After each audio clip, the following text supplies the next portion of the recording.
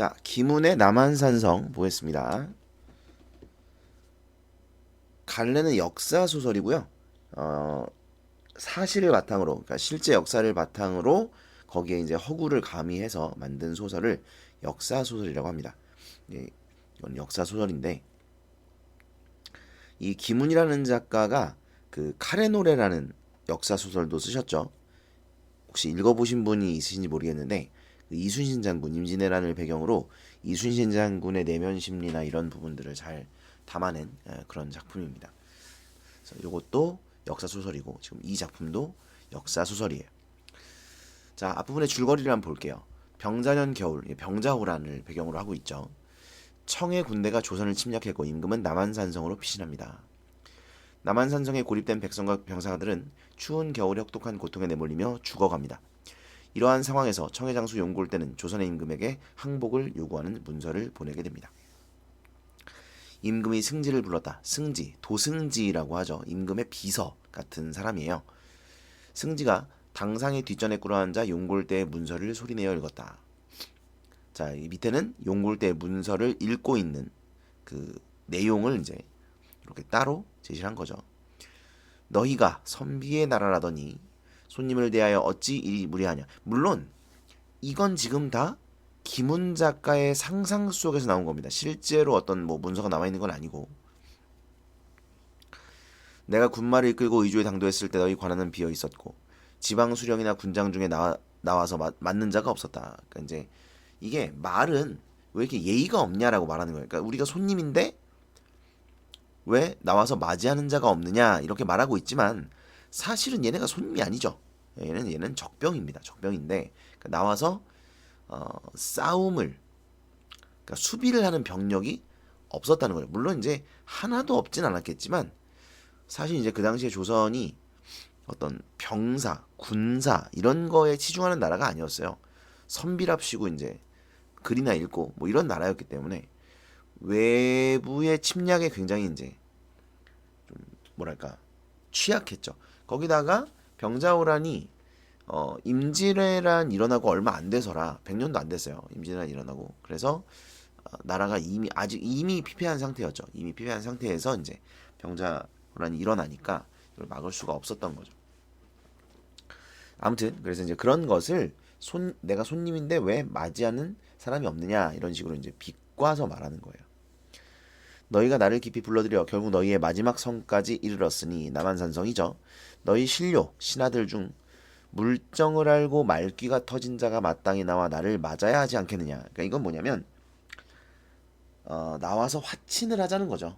지금 이제 우리가 여기가 쳐들어왔는데 니네가 지금 버틸 때가 아니라는 거죠.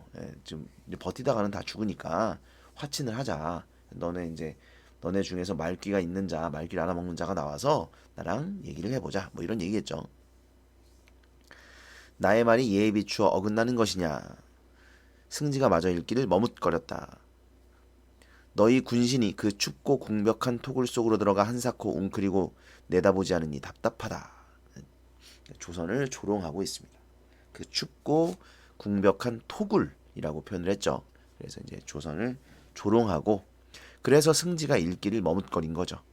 왜냐면 왕을 조롱하는 말이기 때문에 왕 앞에서 읽기가 이제 뭐한 거야. 그다음 보시면 승지가 읽기를 마치고 물러갔다. 임금이 혼잣말처럼 중얼거렸다. 적들이 답답하다는구나. 이조판서 최명길. 자, 지금 보시면 이제 최명길은 초록색. 그리고 김상헌은 제가 주황색인가 이게? 아무튼 이 색깔로 체크를 해놨고요. 이건 뭐냐? 얘네 의견이 갈려요. 완전히 이제 싸우거든요, 얘네 둘이. 그래서 이제 그걸 구별하시라고 다른 색깔로 제시를 해놨습니다. 자, 최명길은 헛기침으로 목청을 쓸어내렸다. 최명길의 어조는 차분했다. 이런 걸 보면 보세요. 어조가 차분했다는 것은 직접 지시일까요? 간접 지시일까요? 성격을. 요거는 간접 지시입니다. 그러니까 얘는 성격이 침착한 성격이다. 뭐 이런 식으로 얘기를 하면 직접 지시인데 이건 어조가 차분했다잖아요. 그렇기 때문에 이건 성격을 지시한 건 아니죠. 근데 이걸 보면 이 사람의 성격을 우리가 알 수 있죠. 그죠? 말과 행동을 통해서 성격을 알 수 있는 거 이런 걸 이제 성격의 간접 제시라고 하잖아요. 성격이 간접 제시되고 있는 겁니다.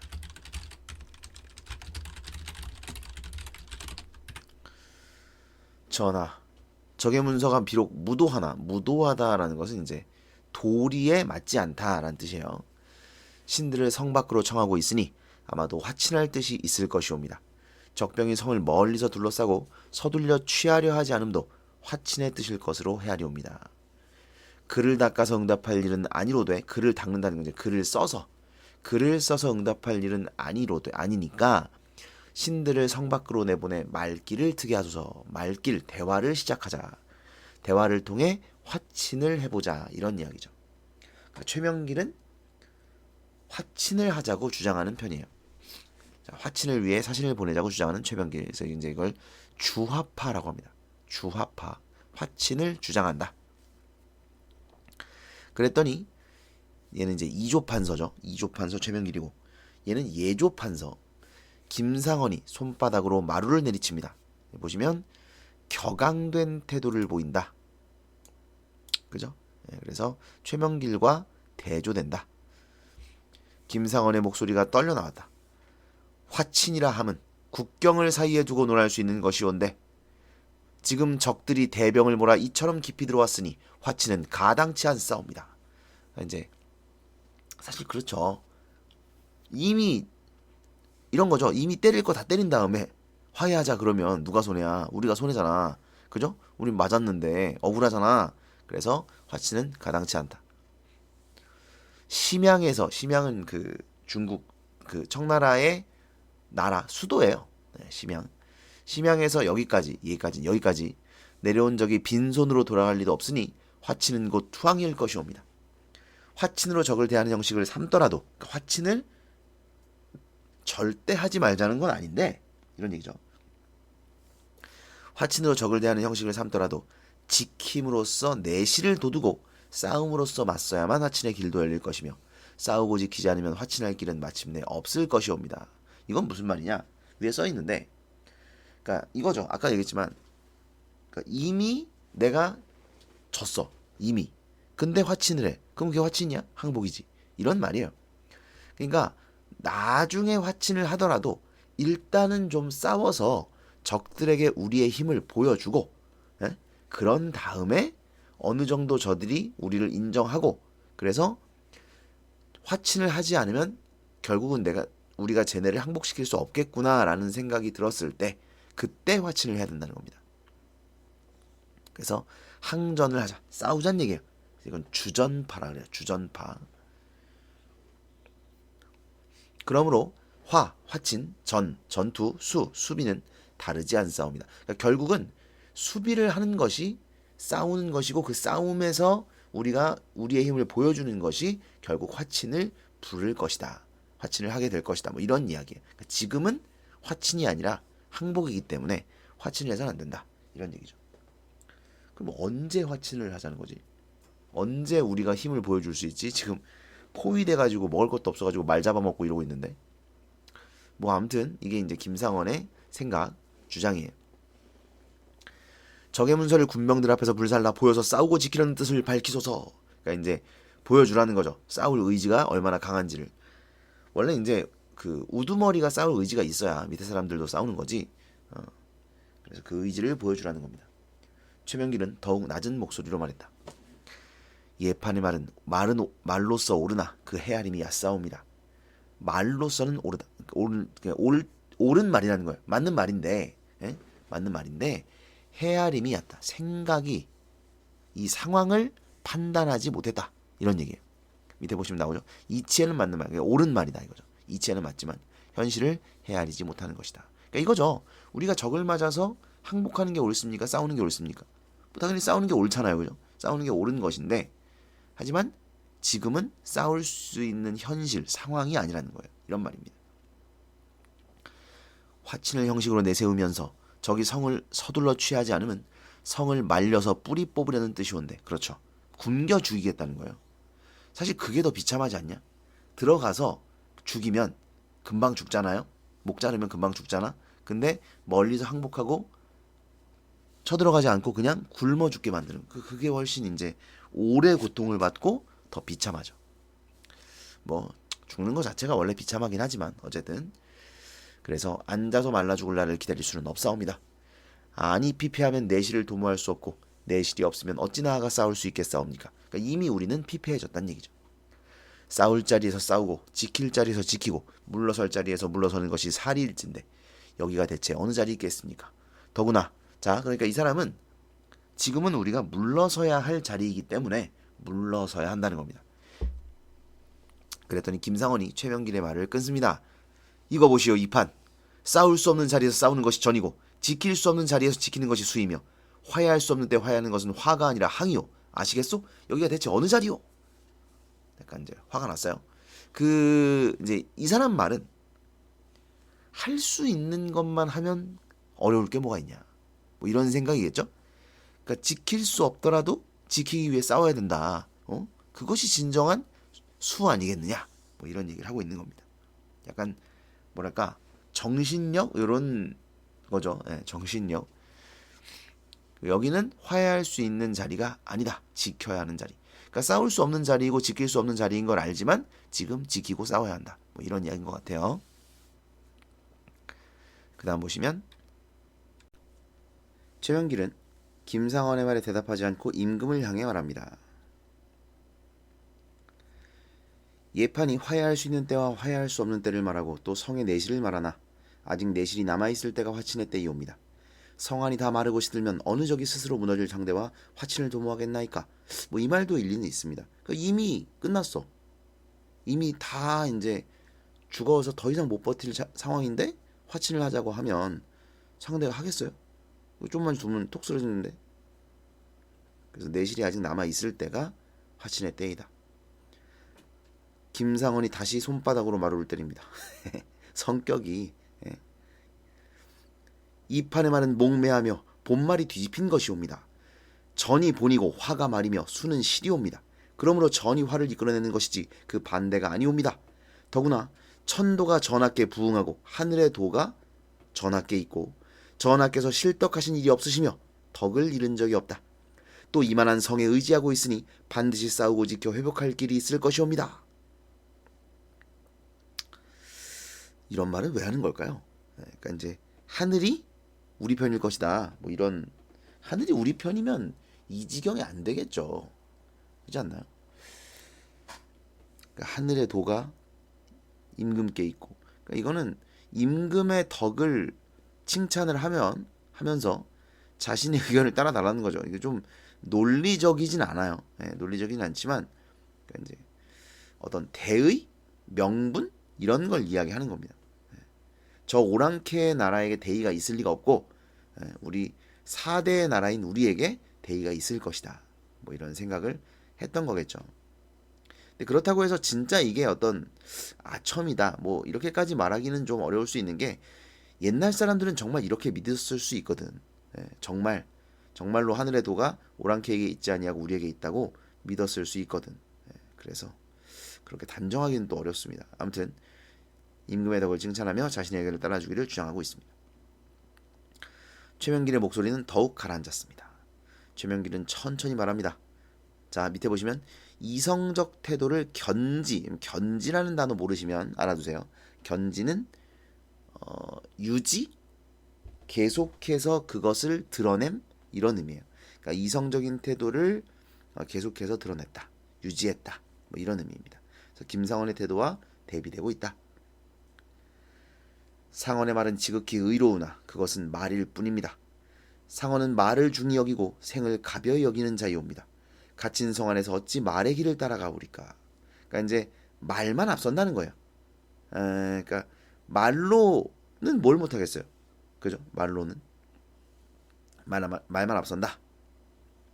그리고 생을 가벼이 여긴다. 그러니까 이제 그렇게 싸우다 죽으면 그만이다. 이렇게 생각을 한다는 거죠. 생을 가볍게 여기고 있다. 그 다음 보시면 김상원의 목소리에 울음기가 섞여들었다. 전하 뭐 이런 거죠. 죽음이 가볍지 어찌 삶이 가볍겠습니까? 명길이 말하는 생이란 곧 죽음이 옵니다. 네, 뭐 그런 거예요. 여기서 생이란 곧 죽음이다. 이런 건 뭐냐면 살아있지만 살아있는 게 아닌 거예요. 왜? 치욕적이고 굴욕적인 생이니까요. 이해되시죠? 그러니까 살아있지만 그것이 곧 죽음이다. 목숨은 붙어 있으되 이제 어떤 명예 뭐 이런 건 죽는 거죠.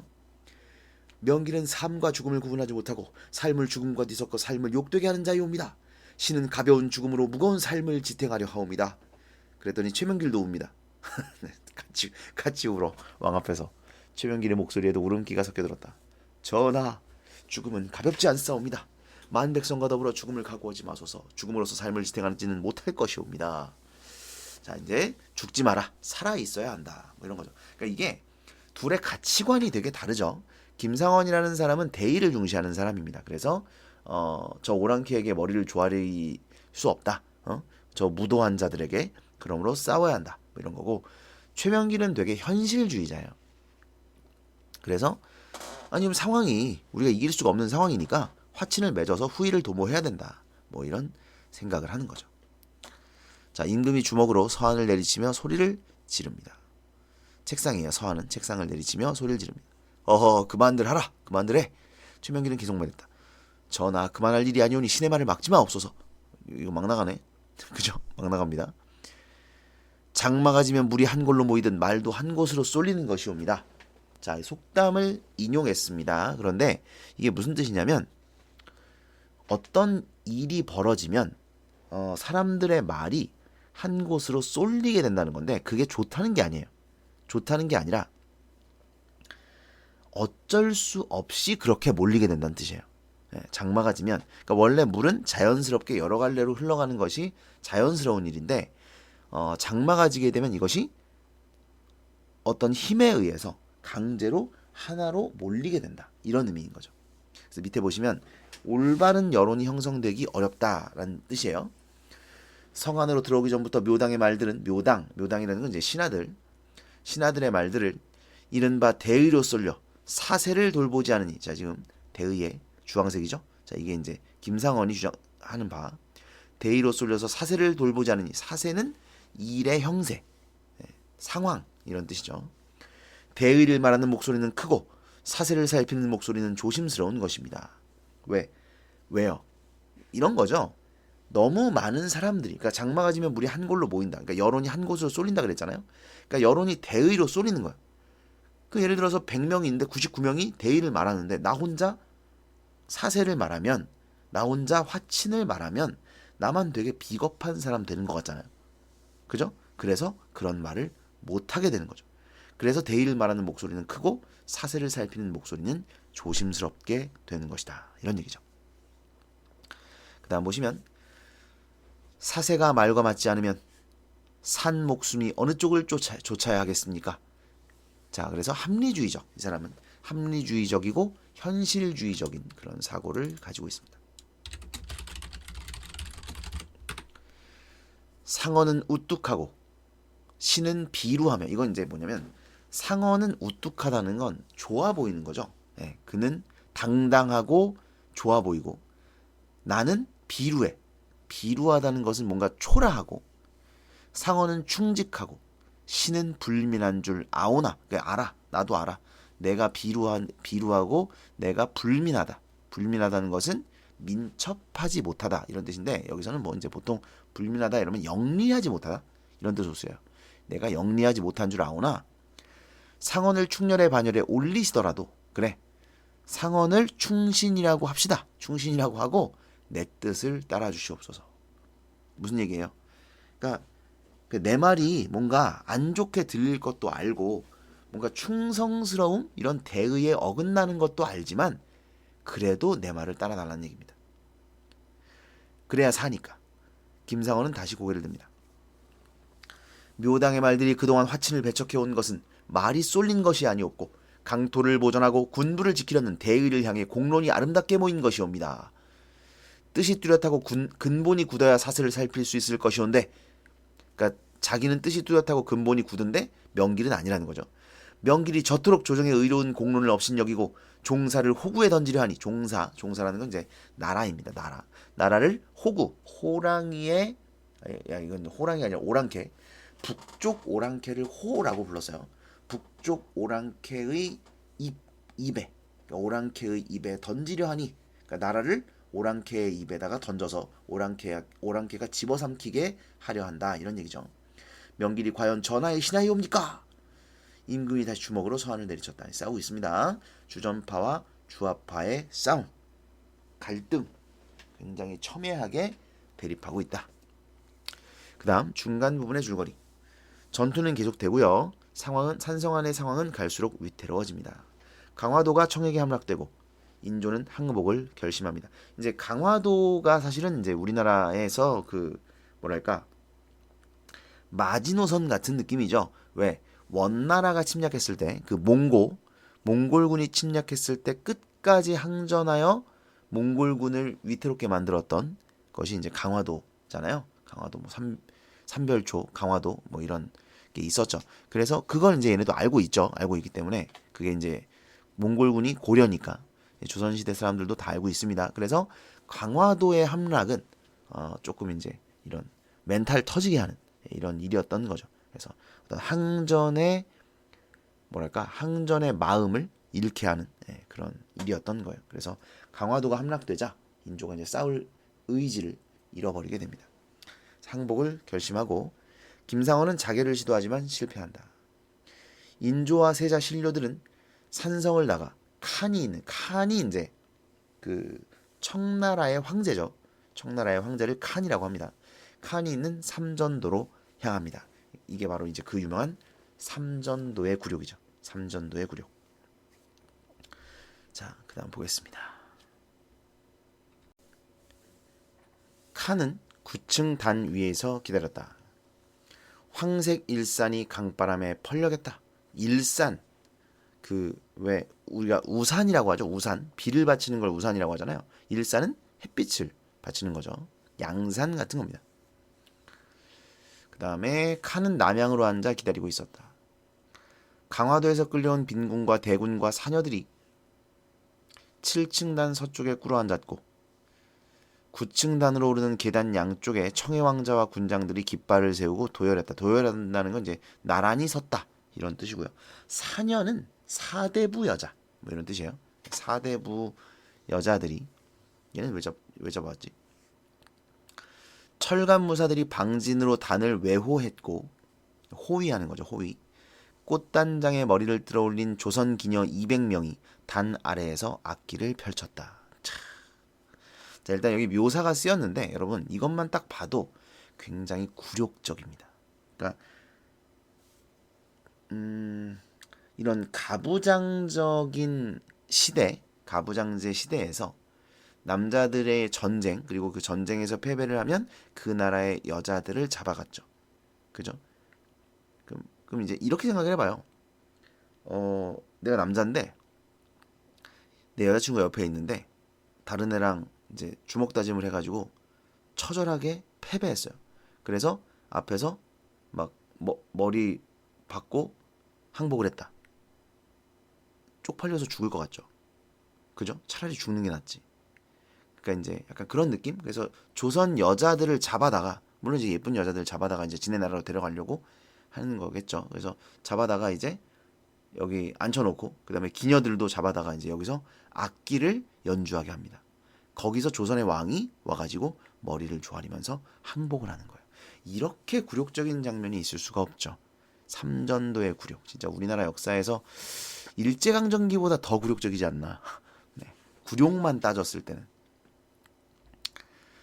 자, 아무튼 그렇습니다. 묘사가 쓰였고요. 들을 건너오는 조선왕의 대열이 한낮의 아지랑이 속에서 흔들렸다. 이건 이제 밑에 보시면 위태로운 흔들리는 조선의 현실을 암시하고 있다. 구부러진 들길을 따라 대열은 길게 이어졌다. 야산로 모퉁이를 돌아서 대열은 다가왔다. 대열은 느리게 천천히 물 흐르듯 다가왔다. 칸은 실눈으로 대열을 살폈다. 조선왕은 청병의 푸른 군복을 입고 청나라의 군복을 입은 거죠. 왜? 청나라의 신하니까요. 그러니까 조선 왕의 복색을 한 게 아니라 청나라의 신하의 복색을 한 겁니다. 칸이 보낸 호마 위에 올라앉아 있었다. 그러니까 완전히 이제 청나라 사람 복색을 하고 청나라의 신하로서 이 자리에 온 거예요. 칸이 용골대에게 물었다. 조선의 왕은 거동 때 깃발을 쓰지 않느냐? 의무를 일절 쓰지 말라고 일렀사옵니다. 왜? 군신에 대한 예의, 여기 지금 황제가 있기 때문에 그 황제에 대한 예의를 갖추게 하기 위해, 그리고 더 굴욕적이게 하려고.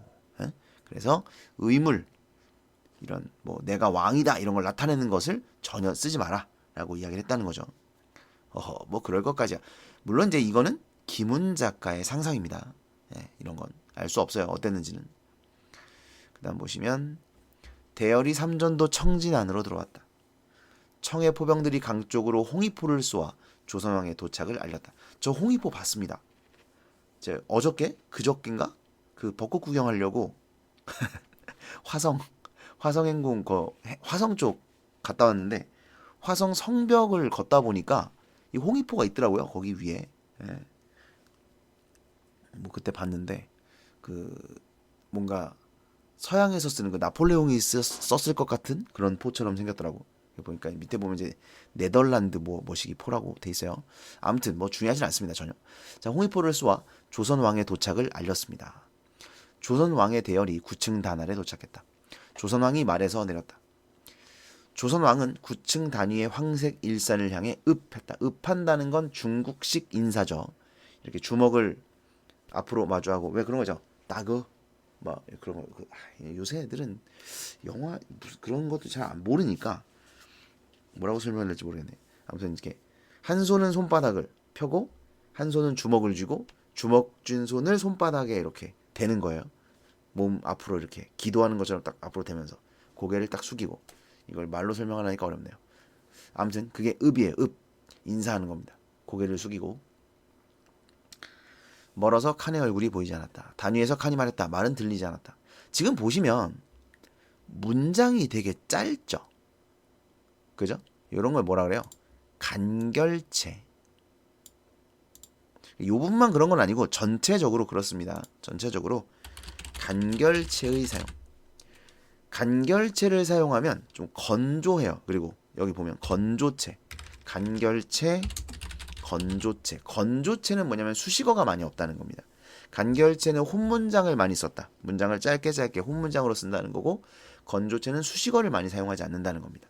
그래서 간결체와 건조체를 사용했다. 그래서 좀 건조한 느낌, 딱딱한 느낌을 주고, 멀어서 칸의 얼굴은 보이지 않았고, 말은 들리지 않았다. 정명수가 밑에 뜻 나와 있죠. 청해 군대에서 통역 일을 맡아는 조선이니까 통역이에요. 통역. 정명수가 계단을 내려와 칸의 말을 조선 왕에게 전했다. 하긴 말이 들려도 못 알아듣겠죠. 내 앞으로 나오니 어여쁘다. 지난 일을 말하지 않겠다. 나는 너와 더불어 앞일을 말하고자 한다. 물론 이것도 전부 김훈 작가의 상상이에요. 조선왕이 말했다. 황은이 망극하오이다. 우리는 성은이 망극하다를 쓰죠. 왕이라서 성은을 쓰는 거고, 황제 앞에서는 이제 황은이라고 합니다. 황제의 은혜가 끝이 없다는 말로 군신 관계를 맺으라는 청의 요구를 조선이 수용하고 있다. 그러니까 사실 조선은 명나라를 황제로 섬겼죠. 지금까지. 명나라를 황제로 섬겼는데 명나라가 이제 힘이 약해진 거죠. 사실 그런 거죠. 우리가 명나라를 황제로 섬겼잖아? 그러면 우리나라가 침략을 받으면 얘네가 당연히 도와줘야 돼요. 우리가 신하의 나라고 지네가 임금이잖아. 그죠? 신하가 임금에게 황제에게 충성을 다하면 황제는 당연히 그 국토를 지키고 이런 거는 도와줘야지. 그죠? 그리고 지네 나라라고 생각하거든. 황제는.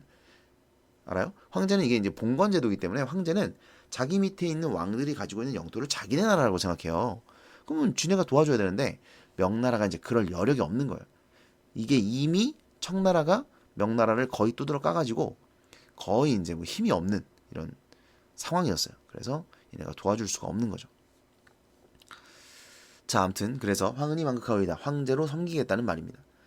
정명수가 계단을 뛰어 올라가 조선왕의 말을 전했습니다. 청의 사령이 목청을 빼어 길게 소리쳤다. 일배요. 이건 이제 첫 번째로 절을 한다라는 뜻이죠. 배가 절이에요. 여러분 세배 알죠? 세배. 절이에요. 절. 조선왕이 9층 단위를 향해 절했다. 세자가 왕을 따라 절을 했다. 조선 기녀들이 풍악을 울리고 춤을 추었다. 미추어버리겠다. 너무 굴욕적이죠. 우리나라 왕이 항복을 하고 머리를 땅에 쳐박고 조아리는데 우리나라의 기녀들이 풍악을 울리고 춤을 춥니다. 뭐 안 그러면 죽일 테니까. 기녀들의 소매자락과 치마폭이 바람에 나부꼈다. 풍악 소리가 강바람에 실려 멀리 퍼졌다. 홍위포가 터지고 청의 군장들이 여진말로 함성을 질렀다. 굴욕적인 이런 상황이 드러나고 있습니다. 조선왕은 오랫동안 이마를 땅에 대고 있었다. 이게 이제 뭐 그렇게 얘기를 하죠. 9번 머리를 땅에 박았고 이마에서 피가 흘렀다라고 전해지죠. 이거는 아무튼 그래서 이마를 땅에 대고 있었다. 조선왕은 먼 땅속 흙냄새를 빨아들였다. 볕에 익은 흙은 향기로웠다. 이 상황에서요. 흙냄새 속에서 살아가야 할 아득한 날들이 흔들렸다. 그러니까 이제 왕이 아니라 저 위에 있는 왕이 아니라 흙바닥에서 굴러야 한다는 그런 생각인 거죠. 조선왕은 이마로 땅을 찧었다. 청의 사령이 다시 소리쳤다. 이배요. 이게 두 번째 절 하는 거죠. 조선왕이 다시 절을 올렸다.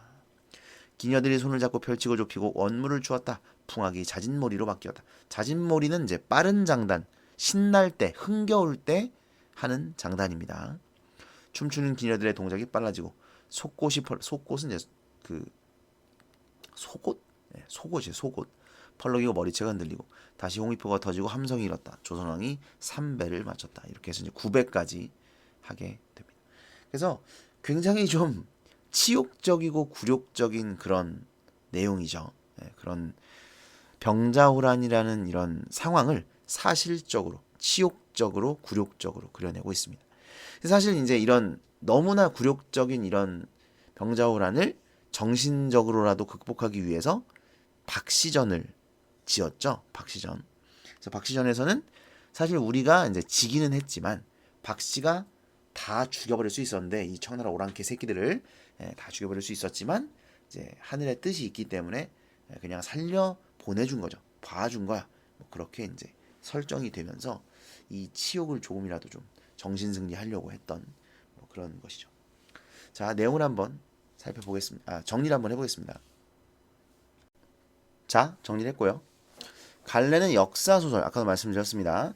역사적 사실을 바탕으로 허구를 가미한 소설입니다. 성격은 사실적이다. 되게 사실적이죠. 주제는 병자호란으로 인한 조선의 비극적인 현실 다루고 있고요.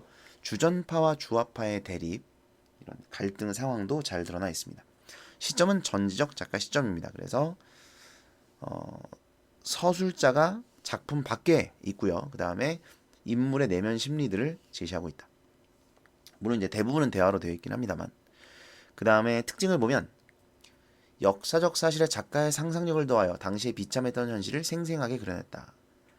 그 다음에 두 번째는 대화를 통해 인물들의 입장을 드러내고 갈등이 첨예하게 드러난다. 그래서 주전파와 주화파의 이런 갈등이 드러나게 됩니다. 사실은 뭐 이런 특징들은 뭐 이렇게 대단할 건 없고 줄거리를 좀 잘 이해하시고요. 그 다음에 역사 소설의 특징 이거 좀 아시면 될 것 같아요. 뭐 어렵진 않죠. 줄거리를 정리를 했는데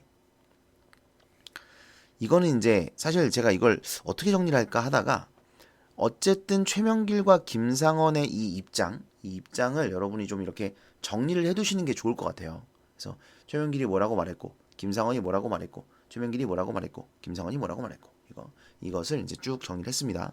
처음에 항복 요구 문서 보냈고 자 화친을 해야 된다고 했고 김상원은 화친할 수 없다. 싸워서 지켜야만 대등한 화친이 가능하다. 그 다음에 김상원의 말은 옳지만 현실적이지 못하다. 지금은 물러나야 한다. 김상원은 지금 하는 화친은 항복이다. 지금은 지켜야 할 자리이다. 최명길은 내신이 남아있을 때 화친을 해야 된다. 내신이 남아있지 않으면 적들이 화친을 할 이유가 없다.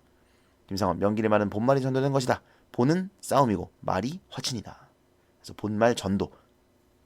그러니까 김상원이 봤을 때는 싸움이 중요한데 최명길은 화친이 중요하다라고 하니까 상원의 말은 의롭게 들리지만 말뿐이며 생을 가볍게 여기는 것이다. 명길의 말은 명길이 말하는 삶은 죽음이나 다름없다. 약간 제가 바꿔서 썼어요. 이렇게 나와 있진 않지만 이런 뜻이죠. 죽음이나 다름없고 치욕스러운 삶은 죽음이나 다름이 없다. 생이 가벼운 것이 아니라 죽음이 가벼운 것이다. 최명길, 죽음은 가볍지 않으니 만백성과 죽음을 택해서는 안 된다. 살아날 방도를 고민해야 한다. 묘당의 말들이 대의로 쏠려 사세를 돌보지 않고 있다. 사세를 살펴 살아날 길을 찾아야 한다. 김상원, 말이 쏠린 것이 아니라 공론이 아름답게 모인 것이다. 뭐 이건 이제 이렇게 그 갈등은 끝나고 이제 중략이죠. 그 다음에 인조가 항복을 합니다.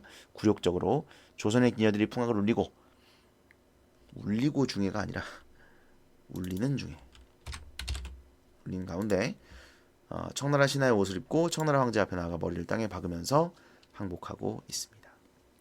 그래서 사실적인 이런 작품이다. 굴욕을 사실적으로 그려냈다. 이런 것들을 알아두시면 되겠죠.